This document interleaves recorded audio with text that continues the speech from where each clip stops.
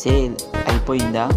కస్టమర్ని thank you sir అని పంపించకుండా, sir వచ్చే వారం న్యూ స్టాక్ వస్తుంది, అందులో మీ టేస్ట్కి తగ్గవి చాలా ఉంటాయి, తప్పకుండా ఒకసారి వచ్చి చూడండి అని ఒక చిన్న విషయం చెప్పండి. భవిష్యత్తులో వారు మళ్ళీ రావడానికి ఇప్పుడే ఒక బీజం వేయాలి. ఆ చిన్న మాట వారి మనసులో ఉండిపోయి వాళ్ళకి ఖాళీ టైం దొరికినప్పుడు మీ షాపు వైపు అడుగులు వేయించేలా చేస్తుంది.